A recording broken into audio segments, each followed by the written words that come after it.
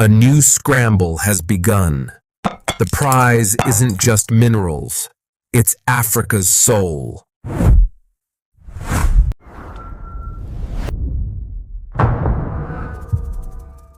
There are stories told in the hushed corridors of power, and then there is the truth that is lived on the ground. This week, the White House hosted what it called an African Leaders Summit, a discussion of commercial opportunities. This is the official story, but this is not a news report. This is an unwritten verdict. The truth for those with eyes to see is that this was not a meeting of partners. It was an audition. It was the latest scene in a play that has been running for more than a century. A drama of exploitation that has been updated for a new era with new actors but with the same tragic script. We are told this is about business, about investment, about a new relationship between America and Africa, but look closer. Look past the handshakes and the carefully worded communiques.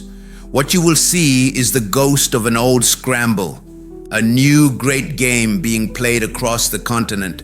This is not a battle for territory marked by flags and armies, but a silent, sophisticated war for the very elements that power our modern world, the critical minerals buried beneath African soil. This is a geopolitical chess match between the United States and China, and Africa is the board. This investigation will not just report the events, it will connect the patterns.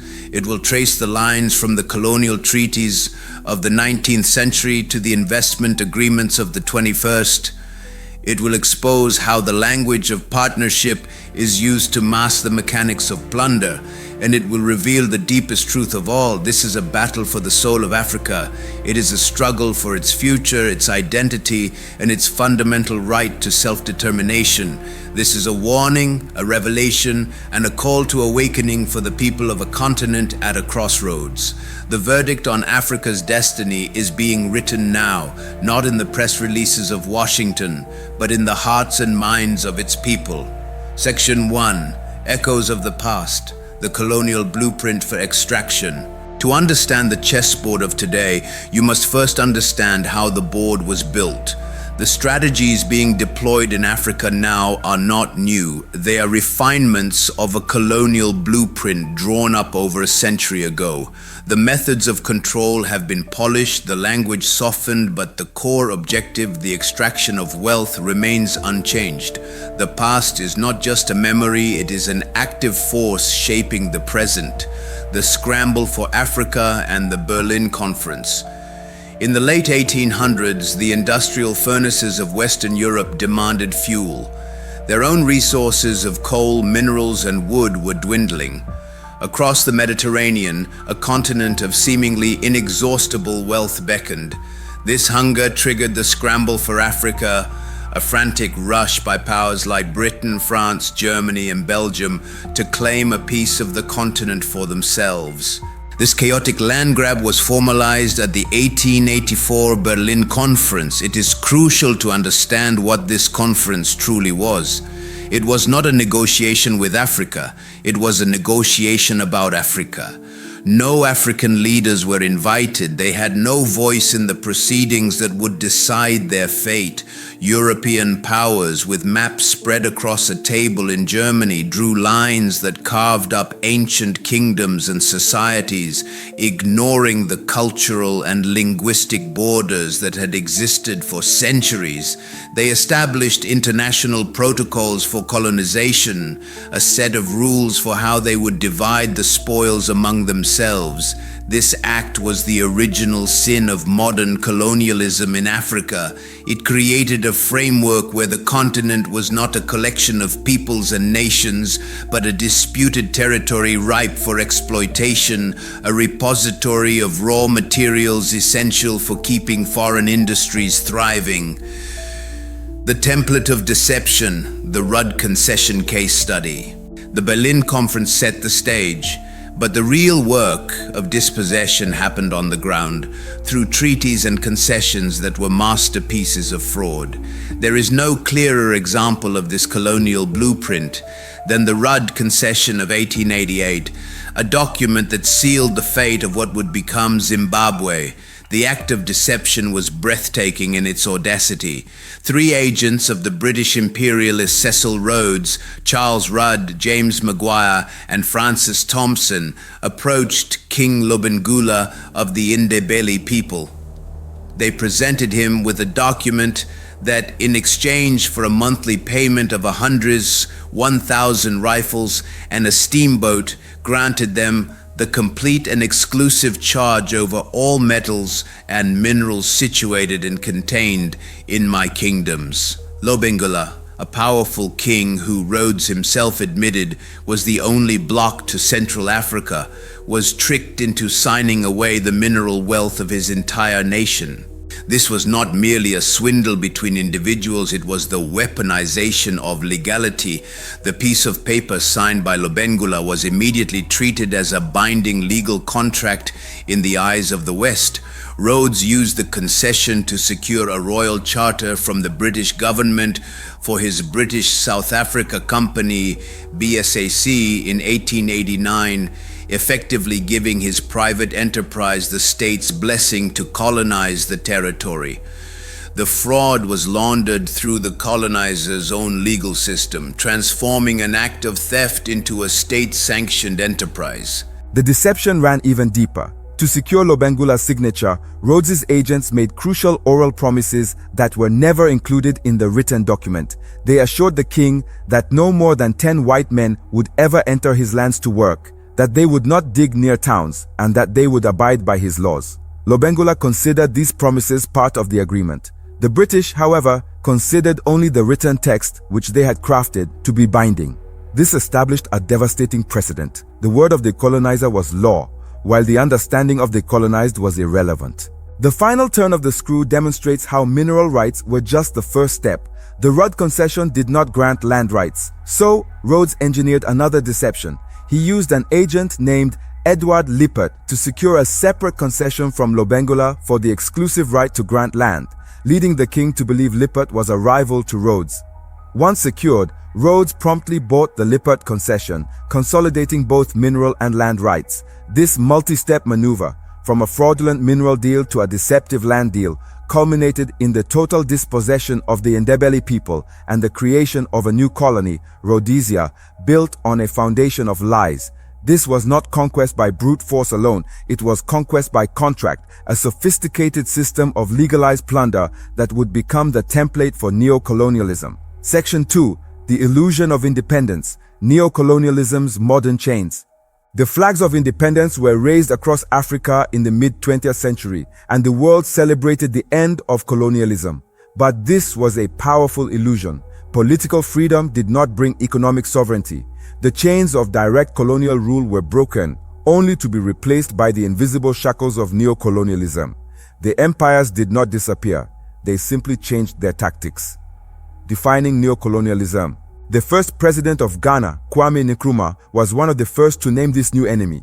In his seminal work, Neocolonialism, the Last Stage of Imperialism, he laid bare the truth. He defined a neo-colonial state as one that is, in theory, independent and has all the outward trappings of international sovereignty.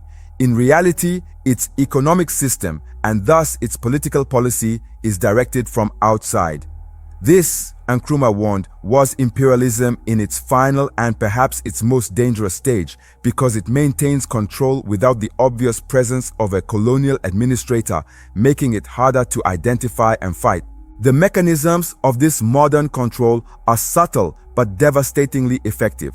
It is a system of economic strangulation where foreign capital is used for the exploitation rather than for the development of Africa. Multinational corporations, many based in the former colonial powers, control Africa's most valuable resources, its gold, diamonds, oil, and copper. They extract these resources, repatriate the enormous profits to their home countries, and leave behind environmental devastation and impoverished communities. This system perpetuates the colonial economic model. Africa remains a supplier of cheap raw materials to the world, while being forced to import expensive manufactured goods, a trade imbalance that guarantees perpetual dependency. Debt is another powerful weapon in the neo-colonial arsenal. Loans from international financial institutions like the World Bank and IMF, often presented as aid, come with conditions that force African nations to adopt policies that benefit foreign investors over their own people. This debt dependency limits a nation's financial sovereignty, forcing it to prioritize repayment over funding for essential services like health and education. The system is propped up by the complicity of a small local elite who often benefit personally from these arrangements. They become, as one analysis describes, minions to the whims and caprices of the ex-colonial lords, managing the state on behalf of foreign interests. The spiritual consequence, the identity crisis. The material poverty created by neocolonialism is plain to see, but its deepest, most corrosive impact is spiritual. The ultimate aim and most insidious effect of this system is the creation of a profound African identity crisis. When a nation's economic and political destiny is controlled from the outside, it is robbed of its agency and its right to self-determination. A people who cannot control their own house begin to question who they are. This fosters a clash between traditional values and external influences, leading to cultural fragmentation, a disconnect from history and heritage, and a crisis of purpose. The educational systems left behind by colonizers often perpetuate this, marginalizing indigenous knowledge and teaching a history that glorifies the conqueror. This is the true spiritual battlefield. Neo-colonialism seeks to convince Africans that they are incapable of governing themselves, that their own cultures are inferior, and that their only path to development is to follow the models dictated by the West. It is a psychological war designed to break the spirit of a people, to erode their collective confidence, and to undermine their very belief that they can and should be the masters of their own destiny. This induced state of dependency is a self-perpetuating cycle. A people without a strong unified identity lacks the collective will to challenge the powerful external forces that exploit them, which in turn deepens the economic subjugation and reinforces the crisis of identity. Breaking this cycle is the great challenge of our time. Section 3. The New Scramble, a two-headed dragon over Africa. The geopolitical landscape of the 21st century has brought a new dynamic to the age-old exploitation of Africa. The continent is now the primary arena for a great power competition between the United States and China, while they present themselves as rivals offering different paths. For Africa, they increasingly represent two heads of the same dragon.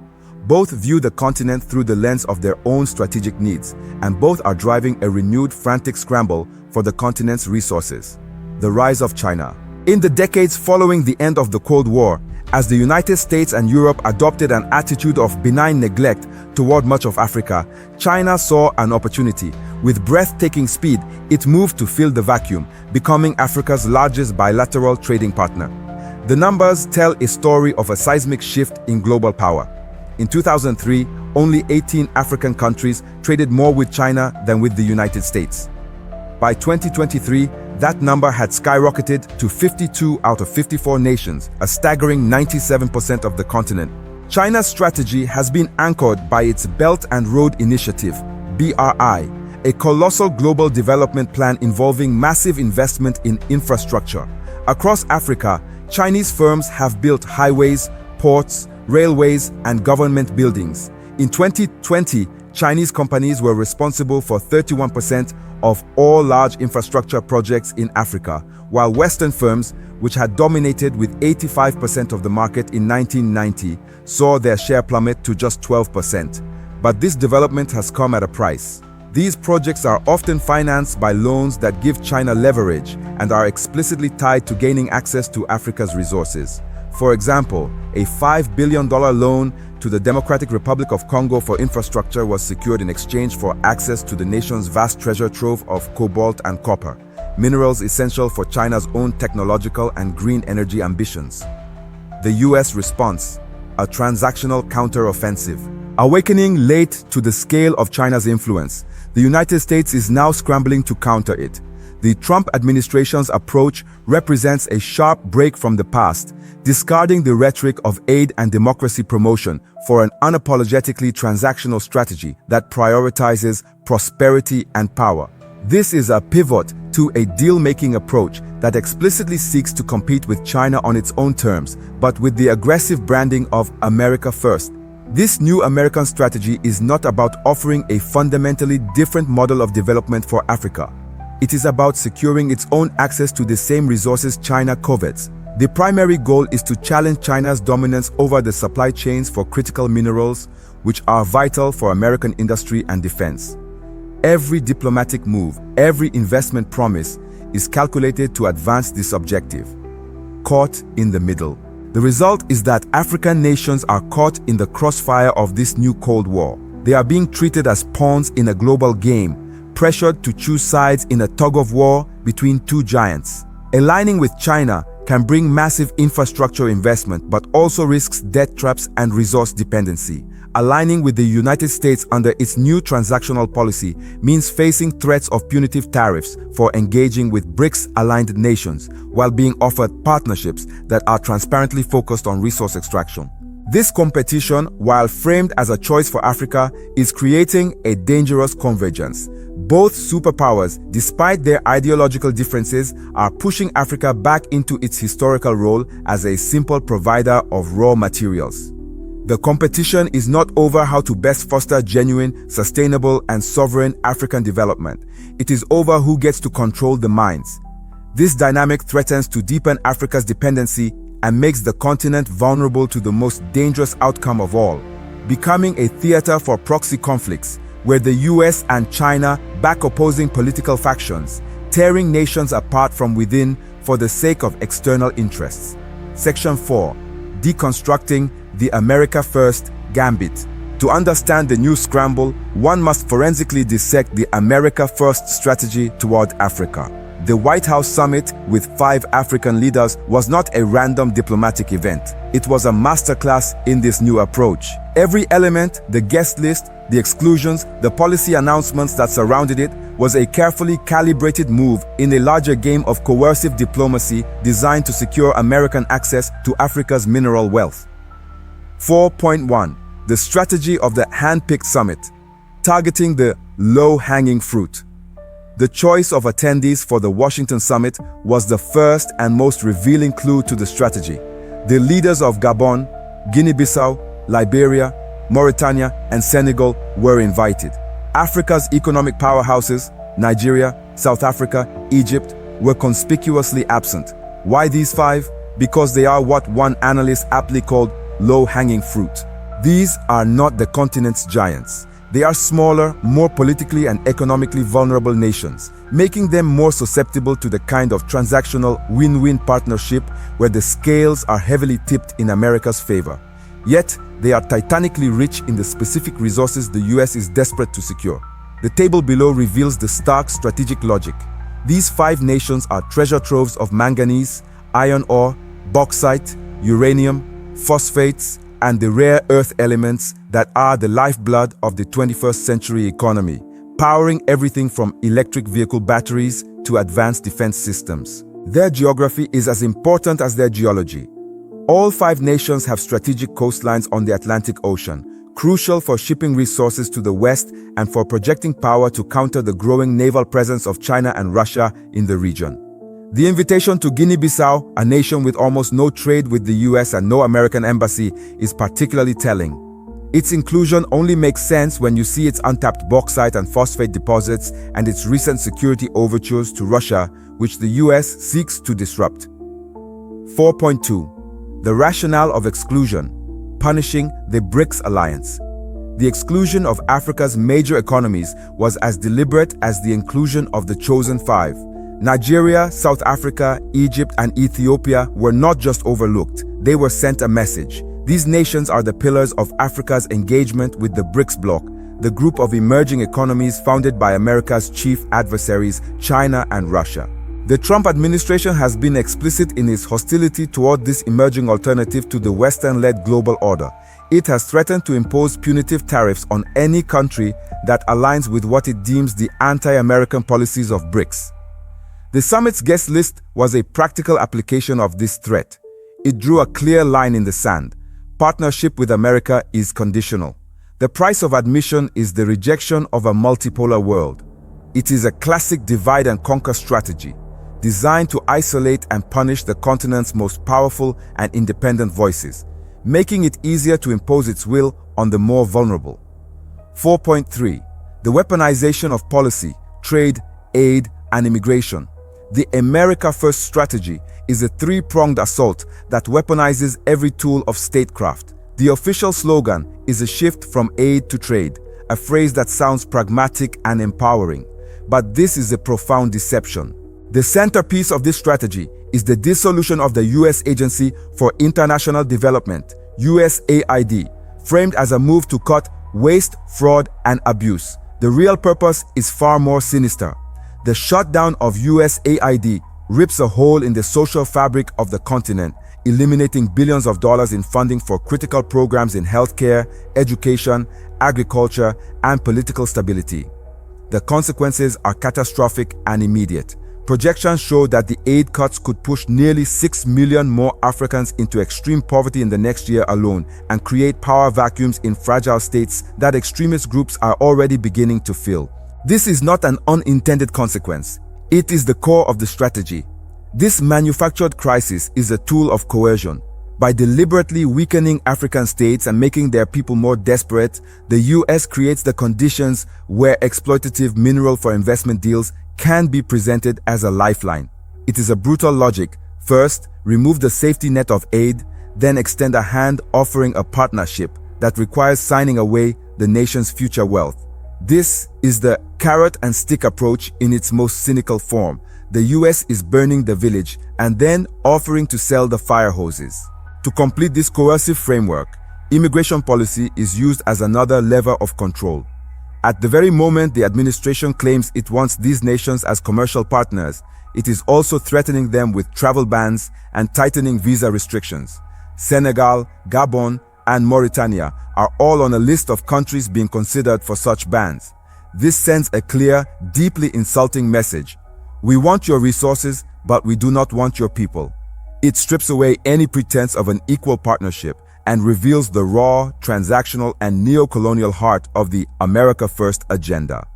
Section 5. Case Studies in Submission and Resistance. In this new scramble, two distinct paths are emerging for African nations. They represent a fundamental choice between submission to the neo-colonial framework in exchange for conditional stability and a high-stakes bid for true sovereignty that risks chaos and isolation. The US brokered deal in the Congo and the defiant posture of the Sahel states are the living case studies of this continental crossroads. 5.1. The Congo-Rwanda Peace Accord, a template for submission and extraction. On the surface, the agreement signed between the Democratic Republic of Congo, DRC, and Rwanda is presented as a diplomatic triumph. A US-brokered peace deal to end decades of horrific conflict in Africa's Great Lakes region. This is the official story. The unwritten verdict, however, reveals a different truth. This deal is the quintessential template for the America First resource strategy. The true motive was laid bare by President Trump himself, who boasted to reporters that the accord allows the United States to get a lot of the mineral rights from the Congo. The text of the agreement confirms this, explicitly linking the peace process to the development of regional critical mineral supply chains. The entire framework is designed to de-risk the region for Western investors, creating a secure corridor to extract the DRC's globally significant reserves of cobalt, copper, and coltan, minerals over which China has established a dominant position. This peace for minerals model is a dangerous gamble. It prioritizes the interests of foreign corporations and geopolitical strategy over the complex realities on the ground. The deal largely ignores the true root causes of the conflict, which include deep historical grievances, bitter disputes over land and citizenship, and the presence of over 100 different armed groups who have their own interests in continuing the violence. By focusing on extraction, the deal risks creating a superficial peace that benefits a handful of elites and foreign companies, while the underlying tensions that have fueled generations of bloodshed are left to fester. It is a model of submission where stability is purchased at the price of sovereignty and peace is contingent on the steady flow of minerals to the West. 5.2. The Sahelian Resistance, a new path forward. In stark contrast to the path of submission, a bloc of nations in the Sahel is charting a radical course of resistance.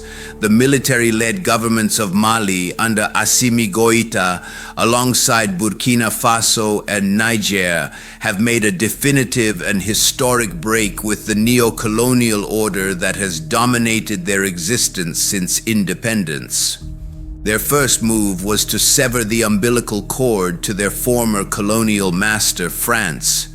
They have systematically expelled French troops and demanded the withdrawal of the UN peacekeeping mission, viewing these forces not as protectors, but as instruments of foreign control. This was not merely a diplomatic spat. It was a profound rejection of the entire post-colonial security architecture. In its place, they have forged a new independent alliance, the Alliance of Sahel States, AES. Their simultaneous withdrawal from the Western-aligned regional bloc, ECOWAS, underscored their commitment to building a new political and security framework free from external influence. A key pillar of this resistance strategy is a strategic pivot toward new partners, most notably Russia. This is more than just a search for weapons and military advisors. It is a geopolitical declaration of independence from the Western sphere of influence. This path has come at a cost to Western-style democracy. In Mali, Assimi Goïta has moved to consolidate power, securing a renewable 5-year presidential term without the need for elections. From a Western perspective, this is authoritarianism. From the perspective of the Sahelian resistance, it is a necessary step to ensure the long-term stability of their anti-neo-colonial foreign policy. It represents a conscious choice, the pursuit of absolute sovereignty, even if it means sacrificing the model of governance promoted by the very powers they seek to escape. This is the path of resistance, dangerous, uncertain, but rooted in a powerful demand for self-determination. Section 6, the spiritual battlefield, a call to awakening. The evidence has been presented, the patterns have been revealed, the unwritten verdict is now clear for all to see. The shadows of the 19th century scramble for Africa loom long over the 21st. The treaties have new names. They are called bilateral investment agreements, regional economic frameworks, and peace accords. The empires fly new flags, but the objective is timeless: the systematic extraction of Africa's immense wealth for the benefit and enrichment of external powers. This is the moment of truth for the people of Africa. Understand that this is not merely a struggle over economics and politics, over mines and trade deals. This is a spiritual battle for the soul of a continent. It is a fight to the death against the neo-colonial identity crisis that has been engineered to foster dependency and self-doubt. It is a struggle to reclaim the African agency, the African pride, and the African self-determination that was stolen centuries ago and has been suppressed ever since. The choice facing every African nation, every African leader, and every African citizen is now stark. The path of submission, represented by the hand-picked leaders at the Washington summit and the mineral-centric deal in the Congo, offers the illusion of partnership. It promises conditional stability and a seat at the table, but the price is the perpetuation of dependency, the acceptance of a junior role in a system designed by and for others. Then there is the path of resistance, the path being carved out in the Sahel. It is a path fraught with danger, instability, and international condemnation, but it holds the promise of something far more valuable: true sovereignty. It is a declaration that Africa will no longer be a pawn in the geopolitical games of others. This is a call to awakening. It is a call to the people of Africa, from Dakar to Nairobi, from Cairo to Cape Town, to see through the hollow rhetoric of investment and partnership. It is a call to recognize the historical patterns of deception and control that are playing out once again. It is a call to demand a new future, one defined not by external powers, but by the will of the African people themselves. The time has come for a Pan-African unity that transcends the artificial borders drawn in Berlin, a unity of purpose strong enough to refuse the role of a chessboard for the US-China rivalry. Africa's greatest resource is not the cobalt in its soil, the diamonds in its mines, or the oil off its coasts. Africa's greatest and most powerful resource is the awakened consciousness of its 1 billion people. The future is unwritten. It is yours to claim. This is Unwritten Verdict. The story was never told.